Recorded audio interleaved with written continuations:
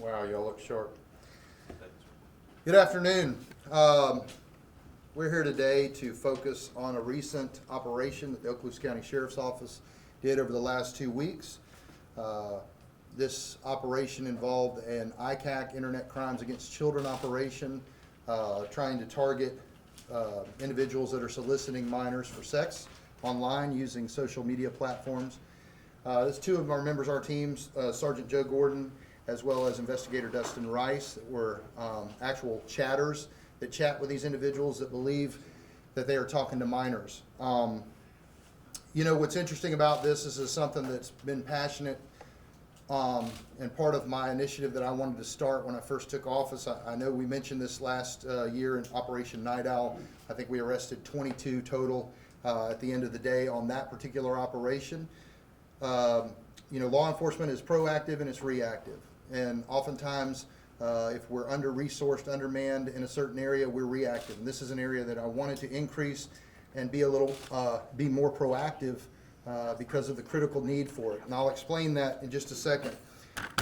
But over the last 2 weeks, members of our ICAC have been conducting undercover operations with the purpose of identifying, arresting online child predators.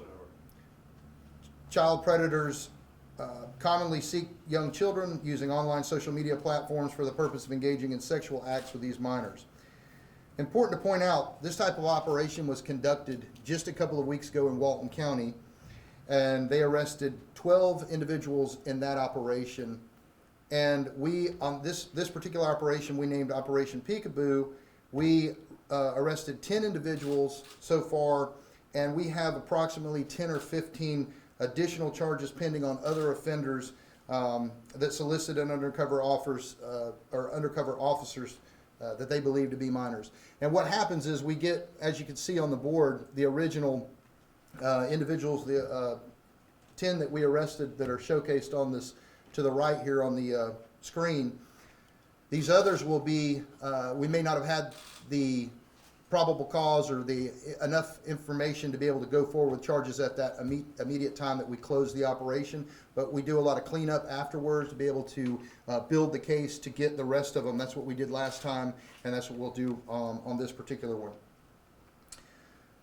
These individuals solicit undercover agents posing as minors ranging from 11 to 14 years old. 8 of the individuals were arrested by investigators for traveling to meet undercover officers who they believe to be minors. One of the suspects, Daniel Johnson, was previously arrested in Leon County in a very similar operation.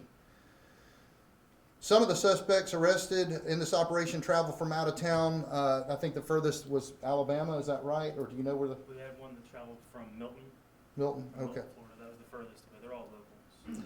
So we'd like parents to realize the predators have large presence online and will sometimes spend months grooming a minor child in order to seduce them, either sending sexually explicit images or meeting them for sexual activity. Parents should monitor their children when using social media platforms to include interaction that occurs on gaming systems. That's one of the #1 systems that they use.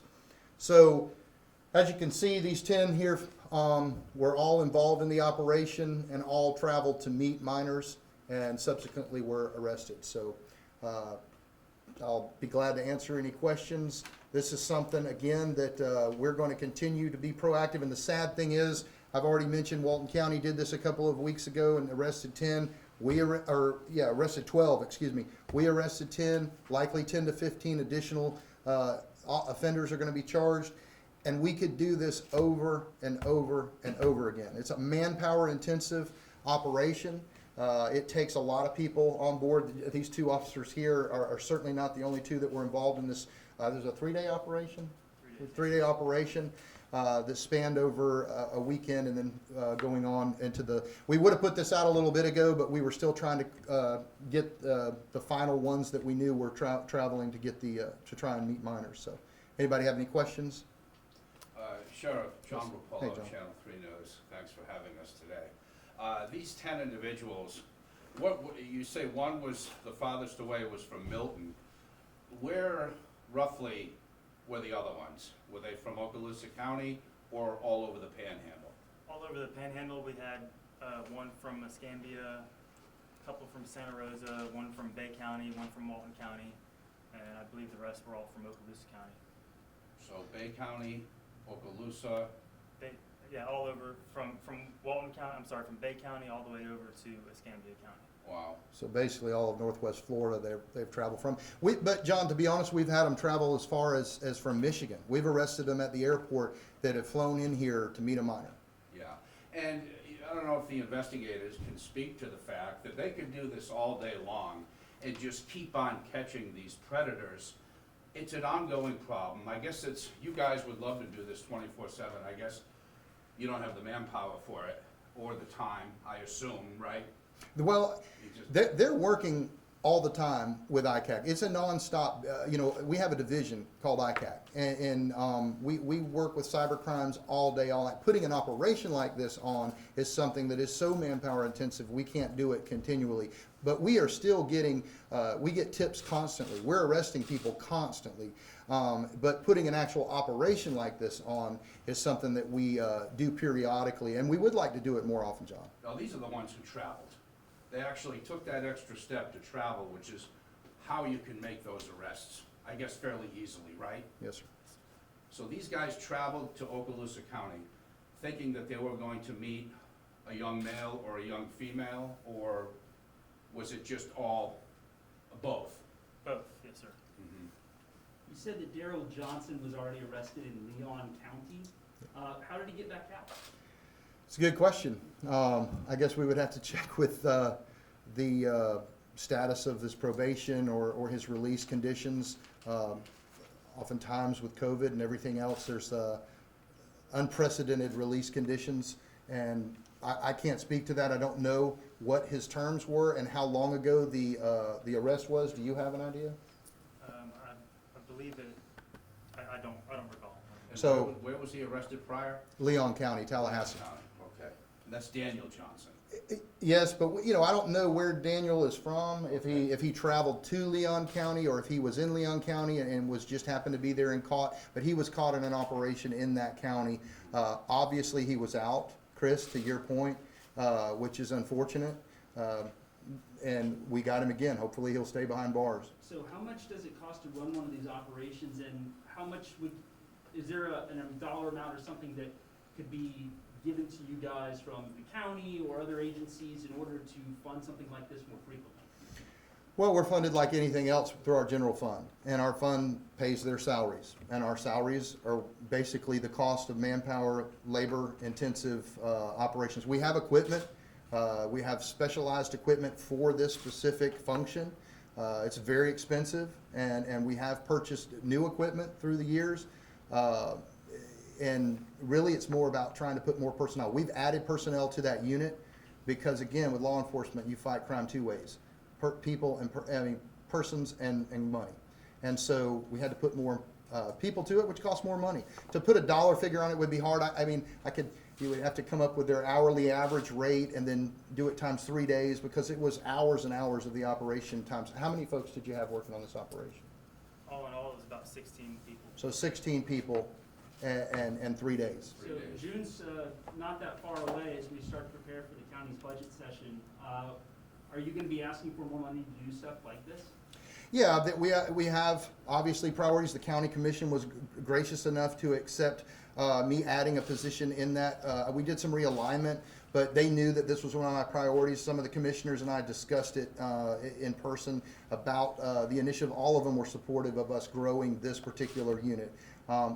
We have needs in every particular arena, Chris, to be honest with you, but this is one that was passionate to me. It was something that was dear to my heart. I've got 5 kids, 4 daughters, and I've seen firsthand what going down a bad road on social media can get you. So and most parents, if you're like me, you're ignorant as to how smart these smartphones are, and these kids can maneuver a lot better than we can. I mean, I'm preaching to the choir because I said the same thing last year during Operation Night Owl.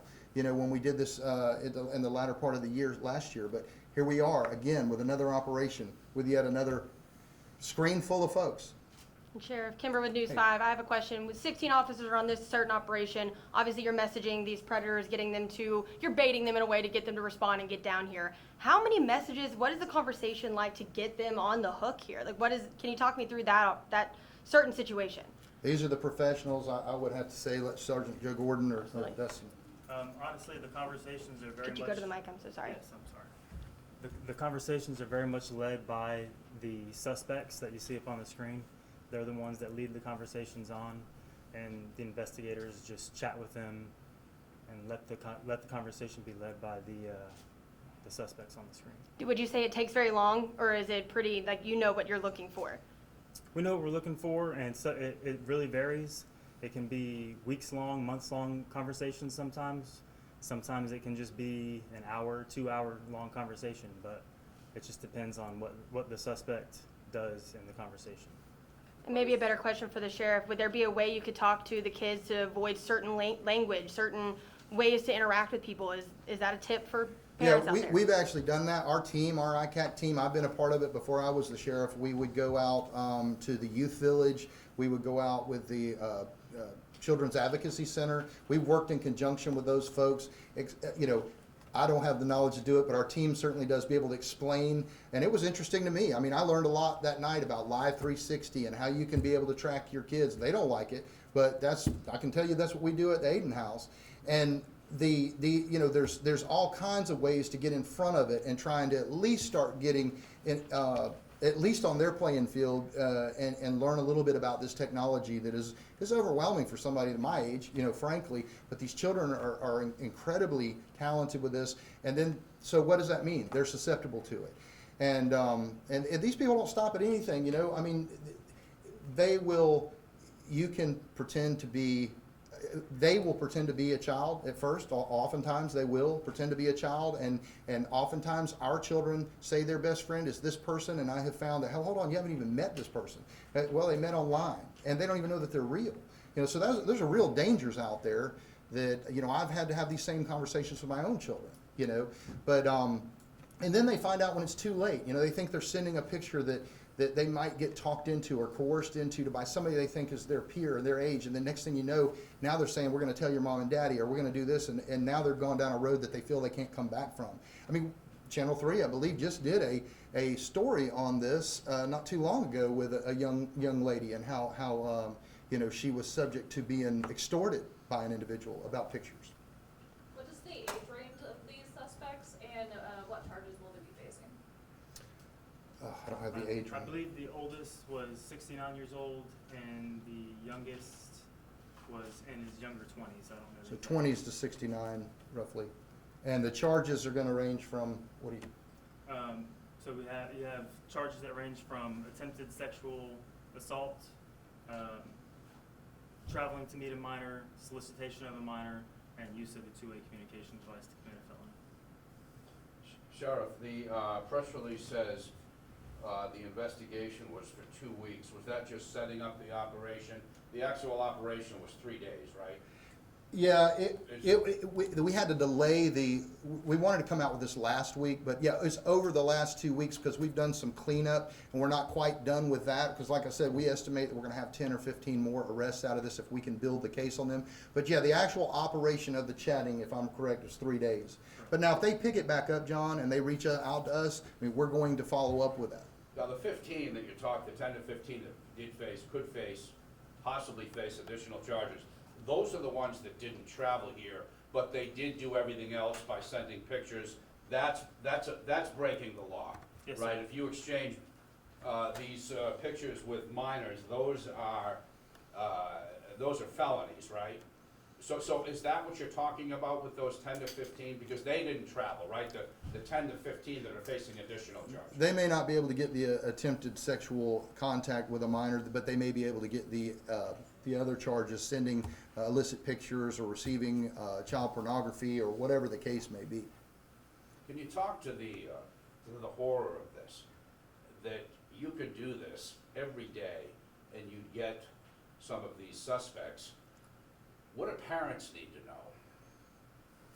Well, first and foremost, I do want to reiterate, we do this every day.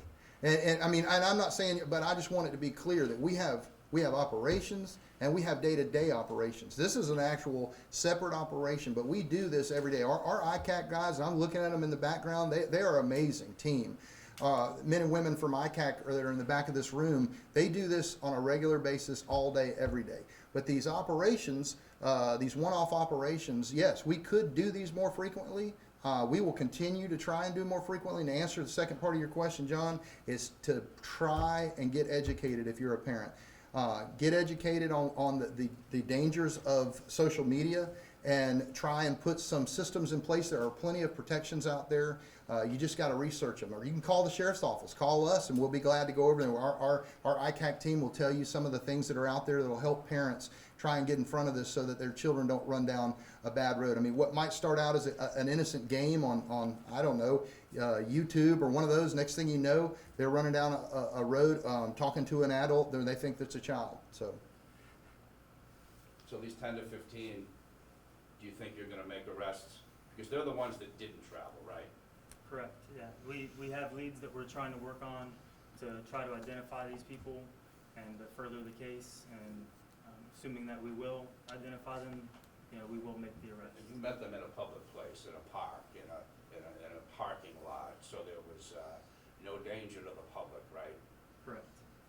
And how many officers were there to take that guy down, these gentlemen? And they're all males, right? Yes, sir. Is that correct? Do you have pictures, more pictures you could give to us, Sheriff, about the takedowns or anything like that, other than the mug shots? I don't know that, a lot of times, John, we use some of our undercover agents for the actual takedowns. I don't know that we had anybody taking pictures. Do you know? Right. Or do we? Probably get some from body worn camera. Yeah.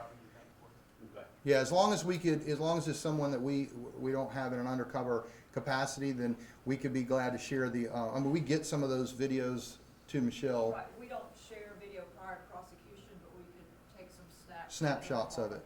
Yeah, if you want a action shot of that. And Sheriff, I guess, last question for me. These are different men of ages, ethnicities. What do they have in common? A deprived mind. I mean, to be honest with you, this is a perfect example of evil does not have a demographic line it does not cross. And this is exactly what, I mean, good point. There is every demographic represented up here, in age group too. I mean, a large 50-year disparity between the highest and lowest age. So, you know, and how quick, to Sergeant Gordon's point, how quick or how slow these investigations, it just depends on how risky that this individual wants to be, or how, I don't know, charged up they are to try and act out their fantasy. Sierra? I'm good, that's it. All right. Well, thank y'all very much for your time. I appreciate it. Thank you for coming out. We appreciate you, folks. I